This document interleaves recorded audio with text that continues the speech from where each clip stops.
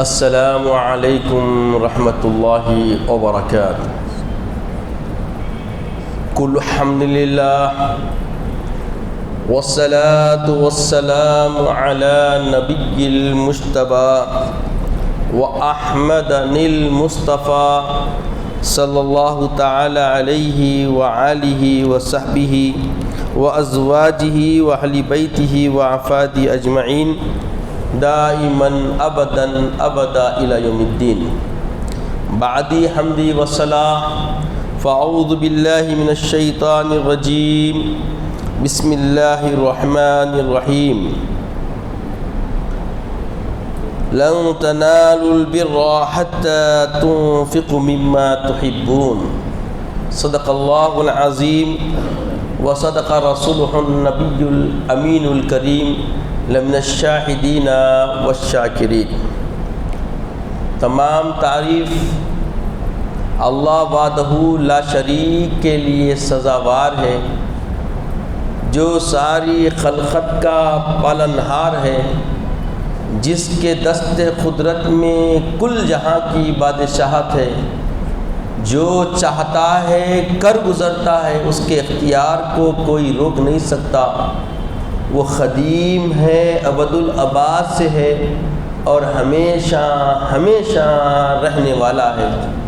میں گواہی دیتا ہوں کہ نہیں ہے کوئی معبود برحق لائق عبادت سوائے اللہ جل مجدہ کے، اور میں یہ بھی گواہی دیتا ہوں کہ محمد عربی صلی اللہ تعالی علیہ وآلہ وسلم اللہ کے بندے اور خاص رسول ہیں۔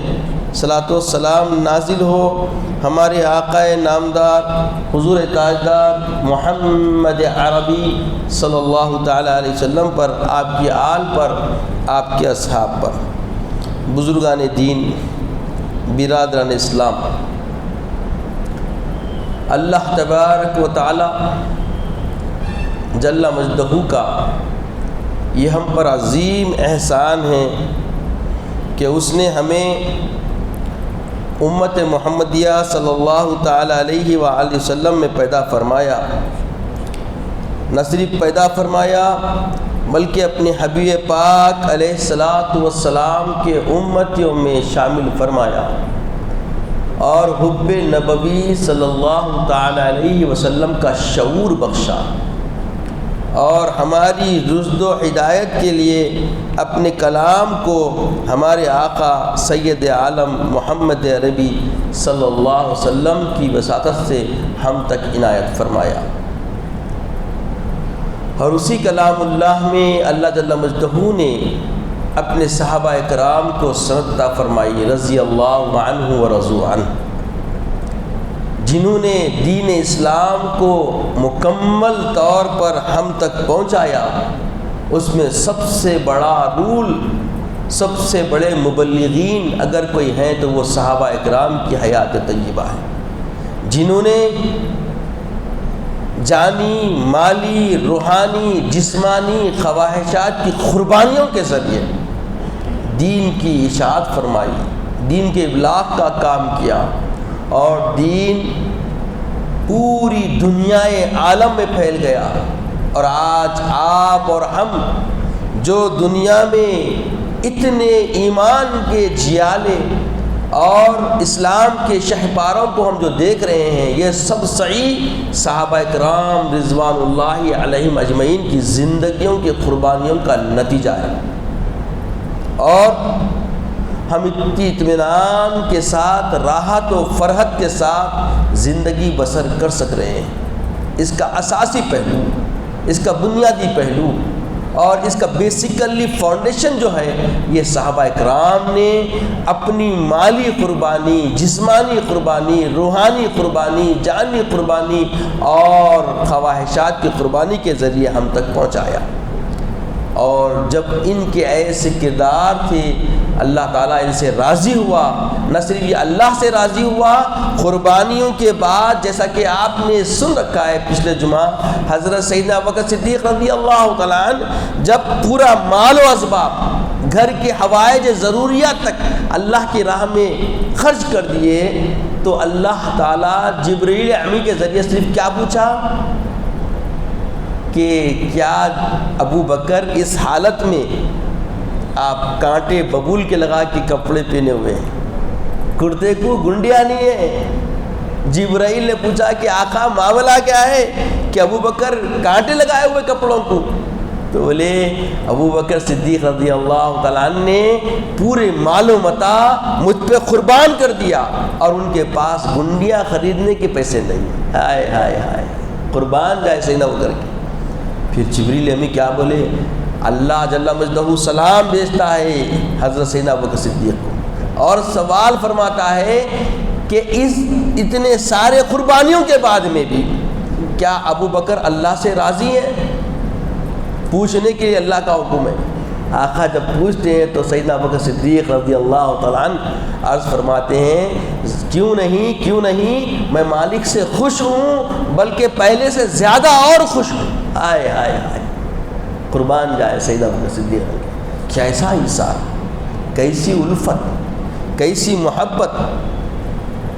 ایک موقع ایسا آیا کہ حضرت الرحمن بن خباب رضی اللہ عنہ سے روایت کرتے ہیں کہ سرکار دو عالم صلی اللہ علیہ وسلم جیش اسرا، جیش کہتے ہیں لشکر کو، اسرا کہتے ہیں تنگ دستی کا عالم، کثر پرسی کے عالم۔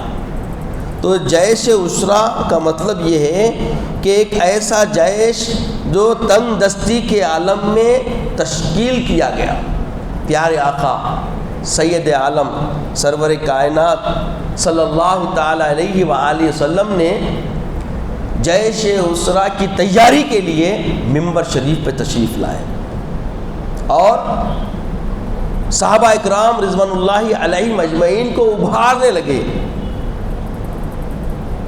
کہ جیش اسرا کے لیے تمہاری ضرورت ہے، اہل ثروت، اہل مال، جس کے پاس جو کچھ بھی ہے وہ جیش اسرا کی تیاری میں اپنے آپ کو پیش کرے، ابھار رہے ہیں آقا صلی اللہ علیہ وسلم۔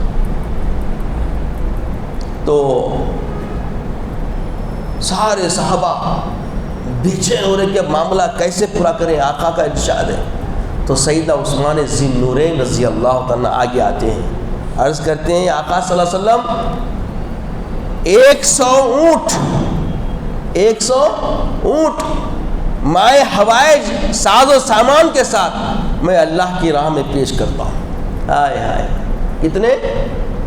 1 اونٹ 2 اونٹ نہیں، 100 اونٹ مائے ہوائج اور ساز و سامان کے ساتھ اللہ کی راہ میں پیش کرتا ہوں۔ سوچئے سامان کیا ہوتا ہے، جب جیش کی اب تیاری ہوتی ہے خرد و نوش کے ساتھ، کجاوے کے ساتھ سارے اس کے معاملات ہوتے ہیں۔ تو 100 اونٹ، پھر آقا علیہ الصلوۃ والسلام پھر اعلان کرتے ہیں، پھر تشکیل دینے لگتے ہیں۔ دوبارہ پھر سید عثمان ذی النورین رضی اللہ تعالیٰ عنہ عرض کرتے ہیں آقا صلی اللہ علیہ وسلم میں 200 اونٹ مائے ہوائج ساز و سامان کے ساتھ اللہ کی راہ میں پیش کرتا ہوں۔ پیارے آقا علیہ الصلوۃ والسلام جانتے تھے کہ جیش اسرا کے لیے کافی نہیں ہے، کچھ اور ضرورت ہے، تو پھر اور آپ تشکیل دینے لگتے ہیں اور لوگوں کو ابھارنے لگتے ہیں۔ تو حضرت سیدنا عثمان ذی النورین رضی اللہ تعالیٰ عنہ عرض کرتے ہیں آقا 300 اونٹ مائے ہوائج اور ساز و سامان کے ساتھ اللہ کی راہ میں پیش کرتا ہوں۔ تو آقا علیہ الصلوۃ والسلام ممبر سے اتر کے آتے ہیں، عثمان کو قریب کرتے ہیں اور گلے لگاتے ہیں، فرماتے ہیں کہ عثمان اللہ تعالیٰ تمہارے گناہ اور اس کے سکر بوس سے آپ کو محفوظ فرما دیا۔ ہائے ہائے ہائے، غور فرمائیے، جب طلب ہو تو طلب اتنی عطا اتنی کرنی چاہیے، ایسا دینا چاہیے، اور دینے کا سلیقہ عثمان غنی ذی النورین رضی اللہ تعالیٰ عنہ پیش فرما رہے ہیں۔ ہائے ہائے، سوچئے اسرہ کی حالات ہیں، تنگ دستی کے عالم میں، ایسی حالات میں لوگ سرمایہ پہ ڈیپینڈنٹ ہو جاتے ہیں، منحصر ہو جاتے ہیں اور تشویش کا عالم ابھر جاتا ہے۔ عزیزوں اور بزرگوں، یہ ایثار عثمان ذی النورین کو سامنے رکھتے ہوئے حالیہ ایام جو ہم نے گزارے ہیں، آپ غور فرمائیے کیسے حالات تھے 2 سال پہلے، یہ جو 3 سال گزرے ہیں گزشتہ، کس حالت میں گزرے ہیں۔ ہر کوئی محتاط تھا، جو سرمایہ جو زر جیبوں میں ہے اس کو محفوظ کر کر بڑی محتاطی کے ساتھ اس کو صرف کر رہے تھے، اور دینے لینے کے معاملات میں ایک بڑے امتحانی بن گئے تھے۔ اور اب سوچئے اس سے بھی زیادہ برے حالات اسرا کے تھے، اور ان حالات کے اندر اللہ اکبر 300 اونٹ مائے حوائج ساز و سامان کے ساتھ اللہ کی راہ میں پیش کر دینا، یہ کوئی معمولی بات نہیں، یہ کوئی معمولی ایثار نہیں، کوئی معمولی قربانی نہیں ہے جو سیدنا عثمان ذی النورین رضی اللہ تعالیٰ عنہ نے ادا فرمائی۔ عزیزوں اور بزرگوں، یہاں ہمیں ایک جذبہ ایمانی مل رہی ہے اور ایک تخیل مل رہا ہے جو صحابہ اکرام نے خال سے ہم تک نہیں پہنچایا، اپنے حالتوں کو پیش کیا، اپنے آپ کو پیش کیا، اور اپنے عملی کردار کے ذریعے اللہ کے پیغام، اللہ رسول کی محبت و الفت کی حقیقی پہلوؤں کو انہوں نے عملی طور پر جامہ پہنا کر ہم تک پہنچایا ہے۔ جو آج ہم جو سانس لے رہے ہیں، اس سانس کے اندر بھی ان کا احسان ہے، اس تمانیت قلبی کے اندر بھی ان کا احسان ہے۔ جو بندگان خدا اللہ اور رسول کی حقیقی الفت سے جب اپنے آپ کو آگے بڑھاتے ہیں تو ان کا معاملہ کیا ہوتا ہے، کس طرح ہوتا ہے، سیدنا عثمان ذی النورین رضی اللہ تعالیٰ عنہ اپنے عمل سے بتلا رہے ہیں۔ تو یہ الفتیں ملنے کے بعد یہ کیفیتیں خود بخود بن جاتی ہے۔ اور اتنا ہی نہیں، جس دن لشکر اسرا نکلنے کو تھا، جیش اسرا نکلنے کے لیے کوچ کرنے والا تھا، اس دن سیدنا عثمان ذی النورین رضی اللہ تعالیٰ عنہ آقا کی خدمت میں آتے ہیں اور 1000 دینار آقا دو جہاں صلی اللہ علیہ وسلم کی خدمت میں پیش کر دیتے ہیں، اور آقا دو جہاں سرور کائنات صلی اللہ علیہ وسلم دینار کو الٹ پلٹ کرتے ہوئے فرماتے ہیں کہ آج کے بعد عثمان ذی النورین کو کوئی ذرا نقصان نہیں پہنچائے گا، کوئی ذرا نقصان نہیں پہنچائے گا، ایسا آپ 3 مرتبہ فرماتے ہیں۔ اللہ اکبر۔ عزیز اور بزرگوں، اگر کوئی اللہ والا، اگر کوئی اللہ تعالیٰ کی رضا جوئی والا اور امت کی خیر خواہی کرنے والا اگر کوئی صدا دے، تعاون کی کوئی امید باندھے اور اس کے ساتھ ایسا تعاون کیا جائے کہ جو وہ اپنی فکر و فہم میں بھی، تصور میں بھی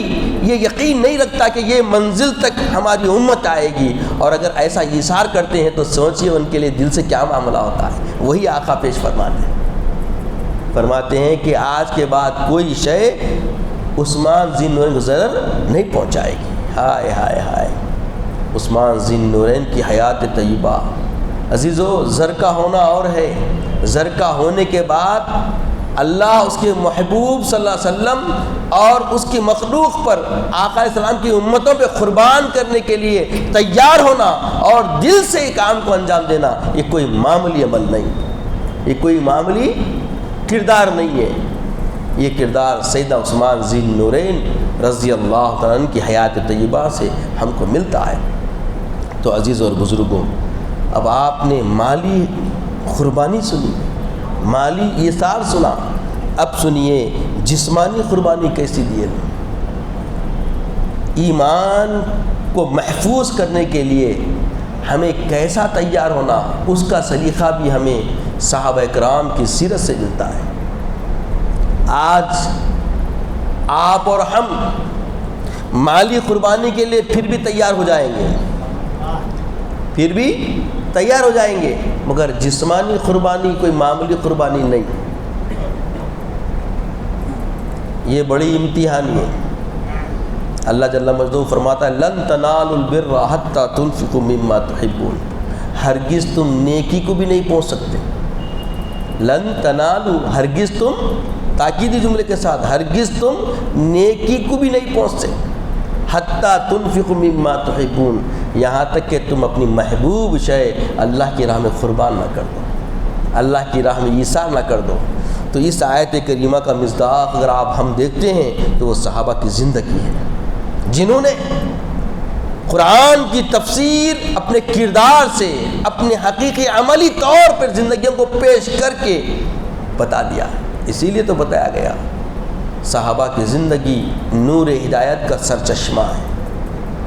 ان کی زندگیوں سے ہم کوئی خطوط حیات باندھتے ہیں تو صراط مستقیم کے علاوہ کوئی اور راہ نہیں چلتے.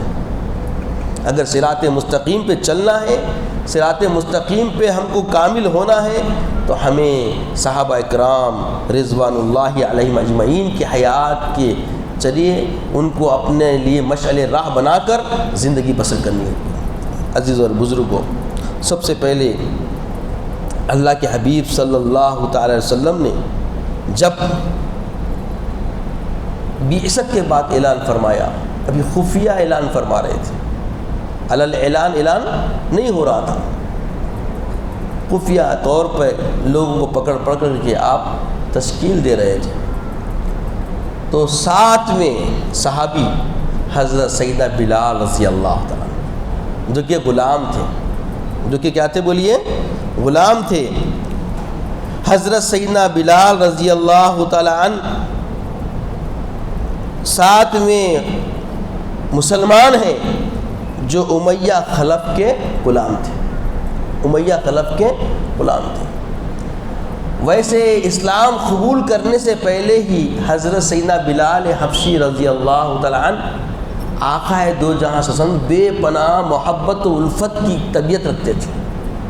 یہ مائل تھے پیارے آقا صلی اللہ علیہ وسلم پہلے سے ہی.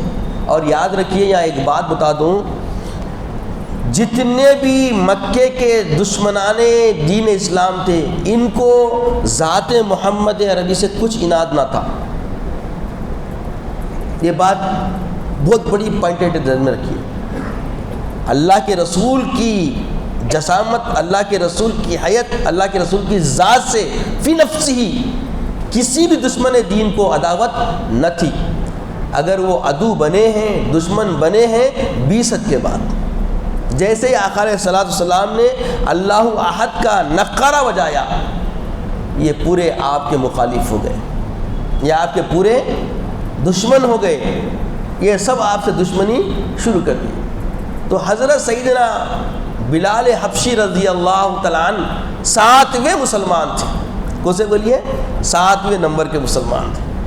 جب یہ خبر امیہ بن خلف جو آپ کا آقا تھا، جس کے آپ غلام تھے، اس کو معلوم ہوا تو اس نے کہا کیا ہو گیا بلال، تو ہمارے لاتا اور عزا کے خلاف جاتا ہے. یہ لاتا عزا بہت بڑے بت تھے جس کو سارے مشرکان مکہ بہت بڑے خدا معبود مانتے تھے، اس کی پرستش کو بہت بڑا کام سمجھتے تھے.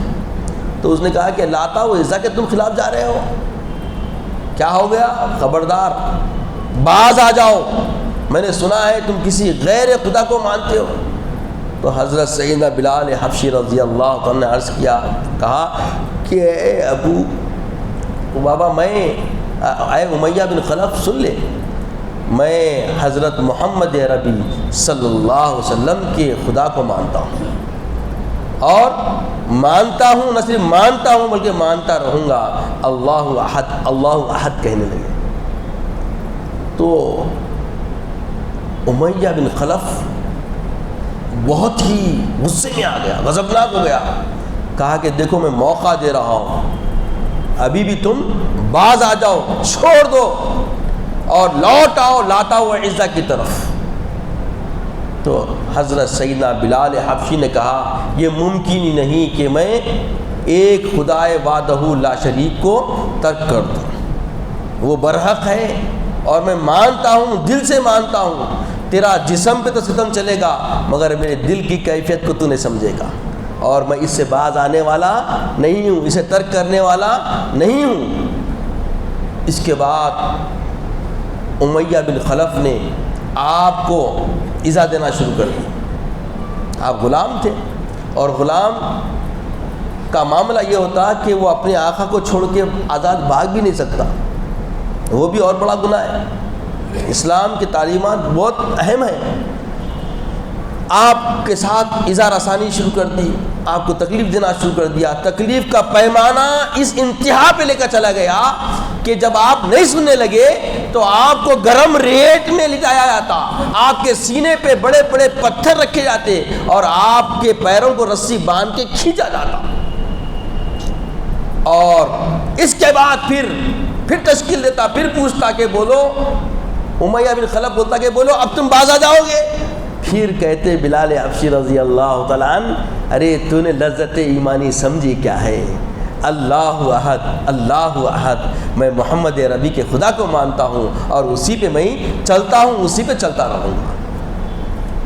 اب یہ اور مشتعل ہو گیا اور ظلم و زیادتی بڑھا دی، اور امیہ بن خلف نے آخر میں آپ کو ایک ایسے مقام پہ لے گیا جو ہررا مقام ہے، جہاں کی زمین دھوپ کی تپش سے بڑی گرم ہوا تھی، اگر وہاں کوئی گوشت کا ٹکڑا رکھے تو وہ بھن جائے، ایسے گرم مقام پہ لے جا کر وہاں کی گرم ریت میں آپ کو لٹا دیا اور آپ کے سینے پہ پتھر رکھا اور پیروں کو رسی باندھ کے وہاں کی وادیوں میں، پہاڑوں میں گھسیٹنے کے لیے اپنے غلاموں کو دے دیا، اور پوری پیٹھ لہو لہان کر دی گئی، پورے جسم سے خون نکلنے لگا۔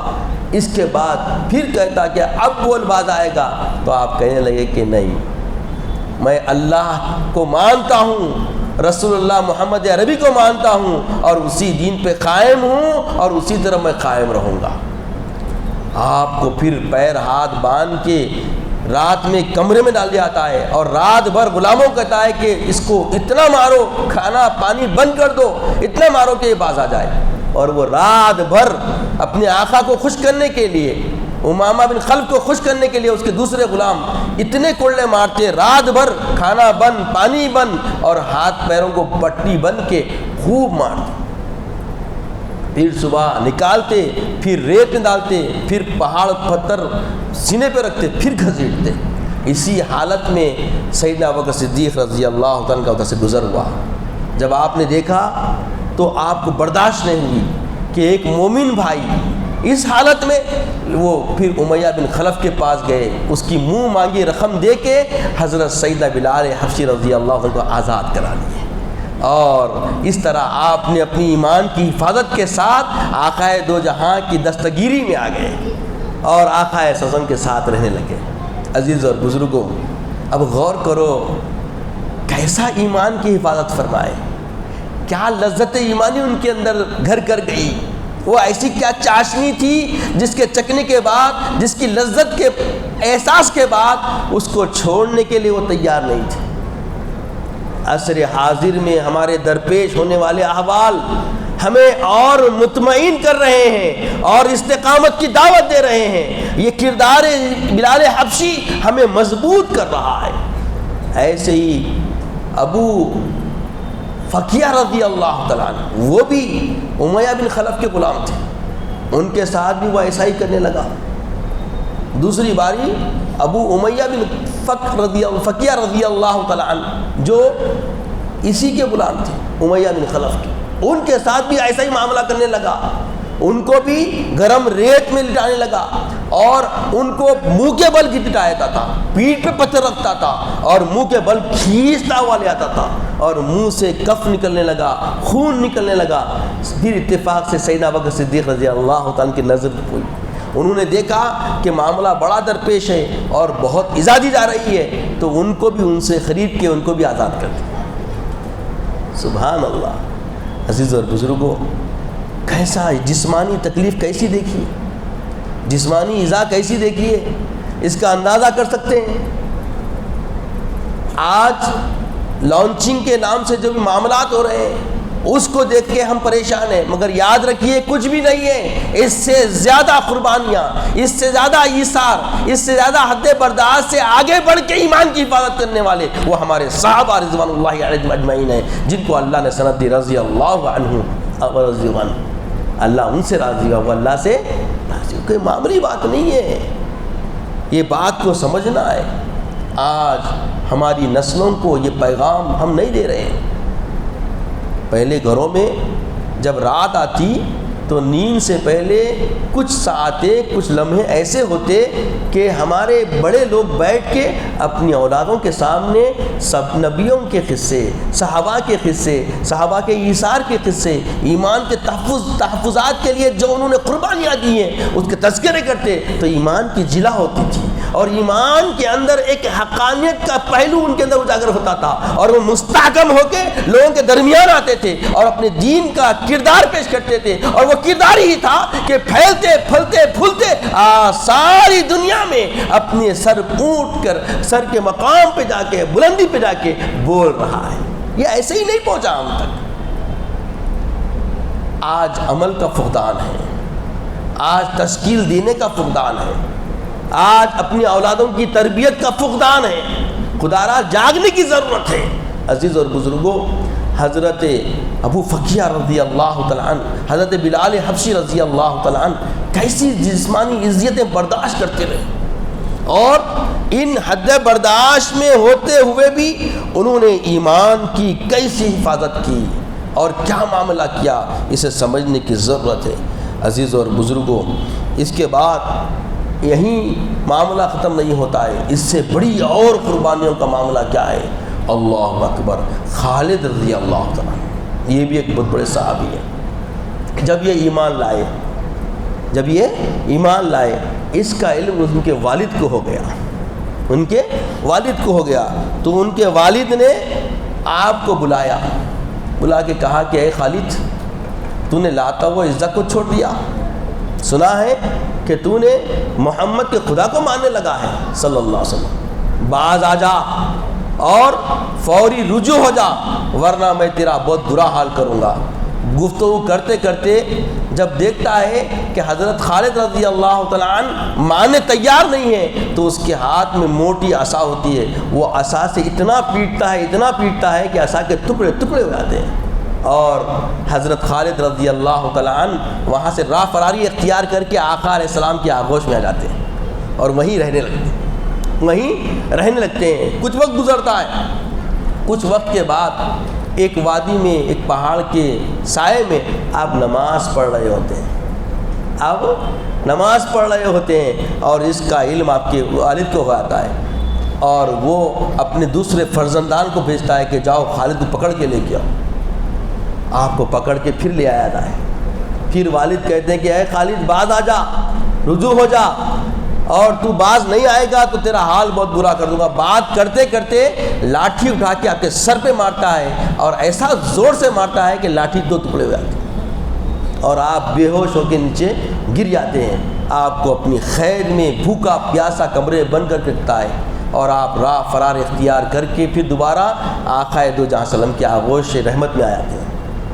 عزیز اور بزرگوں، ایمان کی روشنی جب جگتی ہے تو وہ سارے جسم، فکر، فہم اور عقل کو روشن کر دیتی ہے، اور جب یہ روشن ہوتی ہے تو باطل کا کیسا بھی ستم ہو، باطل کی کیسی بھی ظالمانہ کیفیت ہو، ان کیفیتوں میں بھی اللہ احد کے علاوہ کوئی اور نعرہ زبان سے نہیں نکلتا، اور یہی کیفیت صحابہ رضوان اللہ علیہم اجمعین کی سیرت طیبہ میں نمایاں نظر آتی ہے اور بالکل واضح نظر آتی ہے۔ عزیز اور بزرگوں، اتنا ہی نہیں کہ ابی شیبہ یہ ایک خطے کا نام تھا، ایک وادی کا نام تھا، جو حضور صلی اللہ علیہ وسلم، بنو ہاشم اور بنو ابو طالب کے لیے ذاتی طور پہ انہی کے لیے مقام تھا۔ یہ جو جو مخالفت کی جا رہی ہے، یہ اب ہو رہی نہیں، یہ پرانے حربے ہیں مشرکین کے، یہ مشرکین کے پرانے قدیم حربے ہیں۔ جب ان سے کچھ نہیں بن پڑتا، لین دین بند کر دو، ان کو دینا کوئی بھی خرد و نوش کے معاملات نہ کھو دو، ان کو بالکل بائیکاٹ کرو، تو یہ بائیکاٹ والی ان کی جو چال ہے، یہ چال نئی نہیں ہے، ان کے اجداد جو مشرکین تھے وہ بھی ایسے ہی کیا کرتے تھے، اور یہی معاملہ حضور صلی اللہ علیہ وسلم، بنو ہاشم اور بنو ابو طالب کے ساتھ، جو بھی آقا علیہ السلام کے معاونین، محبین اور آپ کے اوپر جو بھی ایثار کرنے والے ہیں، ان سب کے ساتھ انہوں نے کیا، اور یہ سب کو محصور کر دیا گیا شعب ابی طالب نے۔ صحابہ ابی طالب ان کو محصور کر دیا گیا اور ان سے لین دین سب بند کر دیا گیا۔ اس کے بعد ایسا وقت گزرا 3 سال تک کوئی رسد باہر سے اندر نہیں آتی اور اندر کا کوئی فرد باہر نہیں آتا، ایسی پابندیاں لگی رہی۔ اتفاق سے حضرت سعد رضی اللہ تعالیٰ عنہ جو اہل ایمان میں سے، مگر آپ نہ بنو ابو طالب کے تھے نہ بنو ہاشم سے تھے، مگر یہ کیونکہ صحابی تھے، ایمان لا چکے تھے، یہ ساتھ میں ان کی خدمت میں چلے گئے تھے۔ اور حضرت سعد رضی اللہ تعالیٰ عنہ بیان کرتے ہیں کہ حالات اتنے برے ہو گئے، کھانے پینے کے لیے کچھ میسر نہیں رہا، تو گھاس کو ابال کے گھاس کھا کے لوگ زندہ رہتے تھے، اور حالات اتنے برے ہو گئے، ابتر سے بدتر ہو گئے کہ آخر میں ایک چمڑے کا ٹکڑا پایا، اس چمڑے کے ٹکڑے کو میں نے جلا دیا، خاکستر کر دیا، اور وہ جب بالکل کالا جل کے کوئلہ بن گیا تو اس کو پانی میں گھول کے ستو کی طرح پی کے زندہ رہا۔ اللہ اکبر، اللہ اکبر۔ یہ حبیب پاک علیہ الصلوۃ والسلام آپ کے حوارین کی حقیقی زندگی کے پہلو ہیں جنہوں نے جسمانی قربانی دی۔ اس کے بعد ان قربانیوں کے ذریعے ایمان کو محفوظ فرما کر ہم تک پہنچایا۔ تو آج ہم جو ہمارے بابا و اجداد مسلمان ہیں، ہم کو ورثے میں ایمان مل گیا، اسلام مل گیا، تو اس کی قدردانی کی کیفیت ہمارے اندر وہ نہیں جو صحابہ والی ہے۔ عزیزو، اگر یہ حرارت ایمانی کی حقیقت ہم پہ آشکار ہو جائے اور اس کے احساسات اور اس کی حرارتیں ہمارے سینے میں جاگوزی ہو جائے، تب ایمان کی سید چاشنی و لذت ہمارے سے کردار سے ظاہر ہوگی۔ آج کردار میں کمی آنے کی وجہ، اخلاق کے گر جانے کی وجہ، علت بنیادی یہی ہے کہ ہم اس سے غیر آشنا ہیں۔ بالکل ہم کسی طرف سے بھی اس طرف سماعت نہیں رکھتے اور ان حقیقت سے آشنائی نہیں رکھتے۔ آج نقصان خسارے جتنے بھی ہمارے محبین میں، ہمارے متعلقین میں رونما ہو رہے ہیں، آج جو مرتد ہو رہے ہیں ہماری نسلیں، اس کی بنیادی علت وجہ یہ ہے کہ اسلام کی حقانیت کو وہ جانتے نہیں۔ ان تک پیغام پہنچانا ہم سب کی ذمہ داری ہے۔ آج جو بھی ہمیں جمعہ کے ذریعے پیغام مل رہا ہے، اس کو محفوظ کیجئے، اپنے اذہان میں محفوظ کیجئے، اور اپنی اولاد، اپنے متعلقین، اپنے چھوٹے ننھے منھے بچوں کے سامنے اس کو بیان کیجئے، تاکہ ان کی فکر و فہم میں آئے اسلام کیا ہے، اسلام کس طریقے سے، کیسے یہ حق کا راستہ ہم تک پہنچا ہے۔ اہدنا الصراط المستقیم کے چلنے کے لیے ہر کسی کو اپنی سمجھ کے اعتبار سے اس میں راہ ڈھونڈنے کی ضرورت ہے، اور جب ہم راہ ڈھونڈ لیں گے تو جب معلوم ہوگا کہ ایمان کی حقیقت چاشنی کیا ہے، لذت کیا ہے، اور اس کی آشنائی سے کیسا سرور پیدا ہوتا ہے۔